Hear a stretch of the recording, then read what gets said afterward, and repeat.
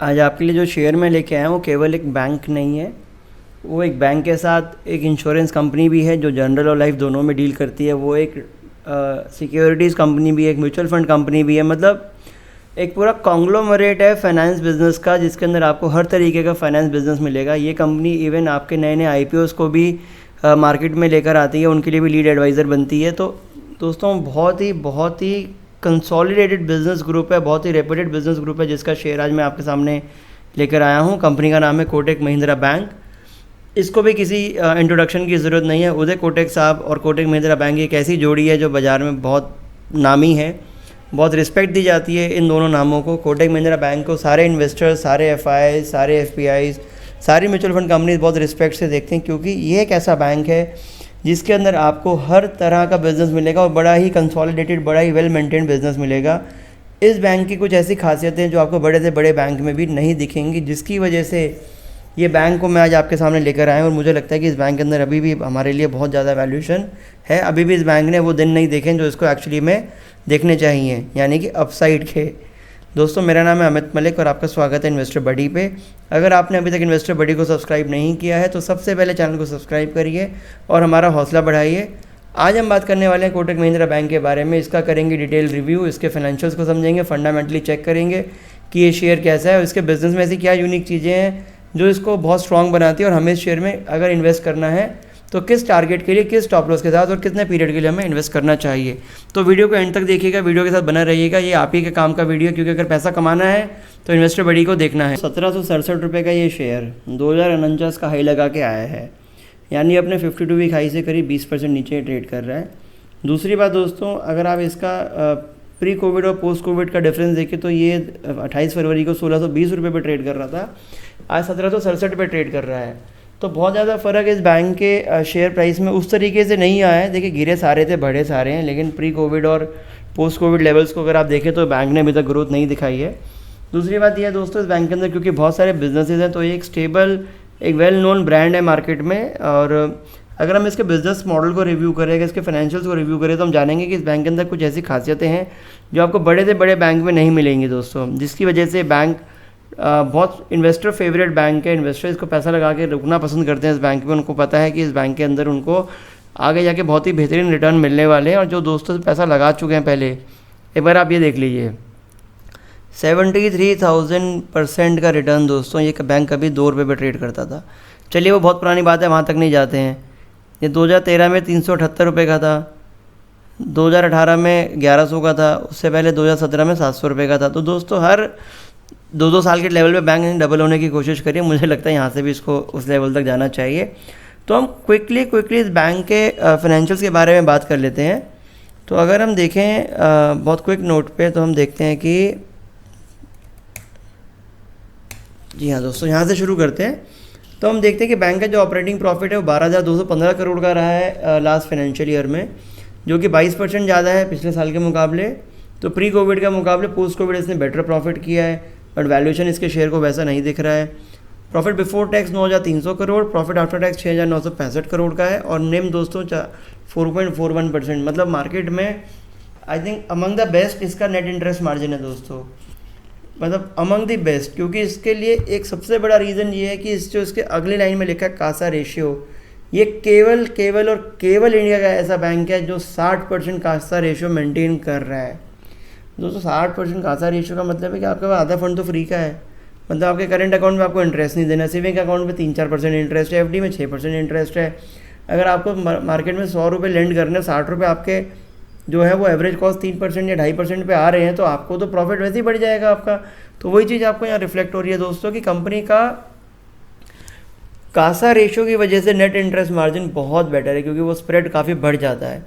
दूसरी बात, capital adequacy ratio, RBI कहता है 8% होना चाहिए मिनिमम किसी भी बैंक के पास। दोस्तों आप देख लीजिए यहाँ कितना है, 22.3%, ऑलमोस्ट 3 टाइम्स। मतलब बैंक के पास इतना कैपिटल है कि बैंक आराम से किसी भी तरह के लॉस को, किसी भी तरह के झटके को झेल सकता है। तो मुझे तो लगता है कि बैंक फाइनेंशियली बहुत ज़्यादा स्टेबल है। अगर मैं एक आरबीआई पर्सपेक्टिव से देखूं, बैंक बहुत ज़्यादा बिजनेस ओरिएंटेड है। अगर मैं नेट इंटरेस्ट मार्जिन के हिसाब से देखूं तो 6,965 करोड़ का जो प्रॉफिट है बैंक ने जो किया है, ये काफ़ी अच्छा प्रॉफिट है उस हिसाब से। एक बार हम क्वार्टर 4 का भी हाईलाइट देख लेते हैं जल्दी से, क्योंकि इसमें 2-3 चीज़ें क्लियर हो जाएंगी आपको। जैसे कि नेट इंटरेस्ट मार्जिन आपने अभी देखा ही है, इसकी वजह से इसकी जो नेट इंटरेस्ट इनकम आई है वो 3,843 करोड़ आई है। माफ़ कीजिए, प्रॉफिट आफ्टर टैक्स इसका 1,682 करोड़ का है। आप इसका नेट एनपीए देखिए दोस्तों 1.21%। नेट एनपीए पिछले साल सेम क्वार्टर से बढ़ा है, क्योंकि कोविड के टाइम पे कई जगह लोन्स के डिफ़ॉल्ट हुए हैं, कई जगह आरबीआई के नए नियमों के हिसाब से इन बैंक्स को रिजर्विंग बढ़ानी पड़ी है, जिसकी वजह से इनके प्रॉफिट्स पे भी हिट आया है और जिसकी वजह से इनका जो नेट एनपीए ये बढ़ा है। पर दोस्तों आप ये देख लीजिए कि इसका जो नेट एनपीए केवल 1.21% है। मार्केट में ऐसे बैंक भी हैं वो 6-6, 7-7, 8-8% के भी नेट एनपीए लेके बैठे हैं और वो बहुत बड़े बड़े बैंक हैं। तो यहाँ तो आपने 100 रुपये दिया तो आपका 1 रुपया डूबा, वहाँ तो आपके 100 रुपये अगर बाजार में दिए तो 10 रुपये डूब गए। मतलब जितने का प्रॉफिट नहीं करना उससे ज़्यादा को डुबा देना है। दोस्तों थोड़ा सा हम इसके बारे में और जान लेते हैं। एक बार आप इसकी एसेट क्वालिटी भी देख लीजिए। ये कहता है बैंक कि मेरे पास जो है 7,426 करोड़ का एनपीए ग्रॉस एनपीए है, 2,705 करोड़ का नेट एनपीए है। मेरा ग्रॉस एनपीए रेशियो 3.25% है। दोस्तों यहाँ थोड़ी चिंता ज़रूर है, क्योंकि 3.25% है, पर फिर भी इंडस्ट्री के लोएस्ट कैटेगरी में ये आता है। 2.25% इसका पिछले साल का था, वो तो उससे भी कम था, उससे 1% बढ़ा है। नेट एनपीए इसका पिछले साल 0.71% था, लेकिन यहाँ पे वो 1.21% है। लेकिन ऐसा घबराने की बात नहीं है, इसके एनपीएस के लिए इतना ज़्यादा रिस्क नहीं है। इसके अलावा दोस्तों एक दो चीज़ें और इसमें समझ लेते हैं जो आपको थोड़ा हेल्प करेंगी जानने में इस बैंक के बारे में। और वो चीज़ है दोस्तों, ये देखिए दोस्तों, ये खाली एक बैंक नहीं है, जैसा मैंने आपसे कहा, इसके अंदर एक इंश्योरेंस कंपनीज भी हैं, दो इंश्योरेंस कंपनी, जनरल, एक लाइफ, एक इसके अंदर कैपिटल कंपनी, एक सिक्योरिटीज़ कंपनी है, एक एएमसी है, एक इन्वेस्टमेंट कंपनी है। दोस्तों ये तो मतलब पूरा का पूरा कॉन्ग्लोमरेट है, पूरा का पूरा गुलदस्ता है फाइनेंशियल इंडस्ट्री में, जिसको आप लेके खड़े हो सकते हैं, बोल सकते हैं मेरे एक शेयर में सारे शेयर मैंने खरीद लिए हैं। तो जैसा वैल्यू अनलॉकिंग की हम बात कर रहे हैं, तो वैल्यू अनलॉकिंग की बात इसलिए करी जा रही है क्योंकि कल को जब बैंक इन शेयर्स को लिस्ट करेगा अलग से, तो उनका भी एक वैल्यूएशन निकल कर आएगा, ठीक है। और जब उनका वैल्यूएशन निकल कर आएगा तो आपको भी वो शेयर मिलेंगे इसके उससे, तो आपको भी दोनों जगह फ़ायदा होगा, आपके शेयर का प्राइस भी बढ़ेगा, वहाँ भी आपको बेनिफिट होगा। मैं ऐसा इसलिए भी बोल रहा हूँ कि आप एक बार क्विकली आप इनके कंसोलिडेटेड पैट देख लीजिए दोस्तों। कोटक महिंद्रा का खुद का जो पैट है वो 1682 करोड़ का है, कोटक महिंद्रा प्राइम का 184 करोड़ का, कोटक महिंद्रा इन्वेस्टमेंट 73 करोड़ का, Kotak securities 241 crore, Kotak Mahindra capital 25 crore, Kotak Mahindra life 193 crore.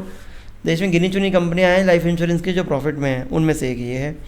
Kotak Mahindra general 15 crore, Kotak Mahindra AMC 100 crore, Kotak Mahindra international subsidiary 50 crore और अदर्स जो हैं 36 करोड़। तो दोस्तों टोटल जो इसका पैट है वो 2569 करोड़ है। एफिलिएट एंड अदर को मिला लें 20 करोड़ को, तो 2589 करोड़ का टोटल ये पैट कर रहा है। ये स्क्रीन को देखने का और समझने के 2-3 तरीके हैं दोस्तों, और 2-3 चीज़ें देखने वाली है इसमें। पहला ये कि इसके कितने सारे बिजनेसेस हैं, दूसरा उन बिजनेस में से कितने बिजनेस प्रॉफिटेबल हैं, यानी कि सेल्फ सफिशिएंट है अपने आप को रन करने के लिए। तो आप देख पा रहे हैं कि एक जनरल इंश्योरेंस में मात्र नॉमिनल सा 15 करोड़ का लॉस है, उसके अलावा हर बिजनेस अपने आप में सक्षम है खुद चलाने के लिए। कल को अगर बैंक उनको अपने से अलग भी कर देता है तो वो भी अपने आप को चला सकते हैं। जिसमें कोटक सिक्योरिटीज़ और कोटक एएमसी तो दो तो बहुत ही अच्छे बिजनेस है दोस्तों, जो ब्रोकिंग में और इन्वेस्टमेंट कैटेगरी के जो लोग हैं उनके लिए बहुत नोन नेम्स हैं। तो मुझे ऐसा लगता है कि ये जो ओवरऑल हम देख रहे हैं, ये आपको मैंने केवल एक क्वार्टर का बताया दोस्तों। अगर पूरे साल का देखें तो 9,990 करोड़ का, ऑलमोस्ट 10,000 करोड़ का प्रॉफिट ये ग्रुप करता है, और आगे जाके ये प्रॉफिट बढ़ना ही बढ़ना है, इसमें कोई दिक्कत नहीं है। और आप यहाँ देख लीजिए एनुअल बेसिस पे तो कोई भी कंपनी लॉस में नहीं है दोस्तों। Even Kotak Mahindra general insurance ने भी 2 करोड़ का प्रॉफिट किया है। तो मुझे पूरा यकीन है, पूरा भरोसा है कि ये बैंक कहीं नहीं जाएगा। ये बैंक आपको वो रिटर्न देगा जो आप सोच नहीं सकते। आप देख लीजिए कि इसका पास हिस्ट्री कैसा रहा है। एक बार वापस इसके प्राइस पे आ जाते हैं, आपको इसका पास हिस्ट्री या 5 ईयर्स का देख लीजिए दोस्तों, तो वहाँ से भी ये ऑलमोस्ट 3 गुना पे खड़ा है। आप इसका मैक्सिमम देख लेंगे तो आप तो कहेंगे कि ये 73,000% ही मतलब ख़तरनाक है। तो भाई देखो, सिंपल सी बात है, बैंक या कोई भी शेयर ऐसा खरीदो जो नाम सुना हुआ हो, धंधा समझ आता हो, दिख रहा हो कि आगे ग्रोथ के प्रोस्पेक्ट है ना। तो कोटक महिंद्रा को आप जानते हो, उदय कोटक की मार्केट में बहुत रिस्पेक्ट है एज अ फाइनेंशियल बैंकर। इसके अलावा शेयर प्राइस भी बहुत अभी भागा नहीं है उस हिसाब से जिस हिसाब से बाकी शेयर भाग गए हैं। तो मुझे तो लगता है कि करंट लेवल पे ऐसा बैंक जिसका नेट इंटरेस्ट मार्जिन मार्केट में बेस्ट है, जिसका कासा रेशियो मार्केट में बेस्ट है, जिसका एनपीए अंडर कंट्रोल है, जिसके बाद एक वैल्यू अनलॉकिंग की भी बेनिफिट है, क्योंकि जब वो अपने बाकी कंपनीज को लिस्ट करेगा तो उसके बाद डेफिनेटली वैल्यू अनलॉकिंग निकल कर आएगी। तो ऐसे शेयर को तो अभी इन्वेस्ट करने का फ़ायदा है ना, ताकि आगे जाके आपको उसकी वो अंडर वैल्यूड जो एक वो चीज़ है वो मिल सके। तो दोस्तों मेरे हिसाब से अगर मैं इसके टारगेट की बात करूँ तो आप 1550 के स्टॉप लॉस से कम 2800 रुपये के लिए 1.5 से 2 साल के टारगेट रख सकते हैं। अगर आप शॉर्ट टर्म भी खरीदना चाहते हैं तो 2100 का टारगेट आप अगले 3 से 6 महीने में इसमें देख सकते हैं। उसके लिए आपको रखना पड़ेगा 1680 रुपये का स्टॉप लॉस।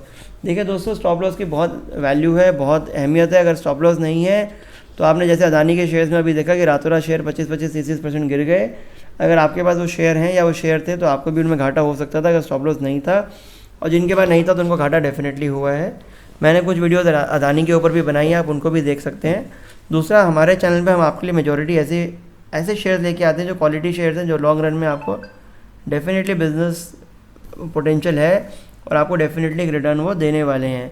तो दोस्तों, अगर आपको वीडियो पसंद आया है तो वीडियो को लाइक भी कीजिएगा और इन्वेस्टर बडी को सब्सक्राइब भी कीजिएगा, ताकि हमारा हौसला बना रहे आपके लिए ऐसे वीडियोस लाने का। और कमेंट में लिख के बताइएगा कि आपको और किस टॉपिक पे वीडियो देखना है, किस बैंक पे, किस शेयर पे वीडियो देखना है। वीडियो देखने के लिए आपका बहुत बहुत धन्यवाद।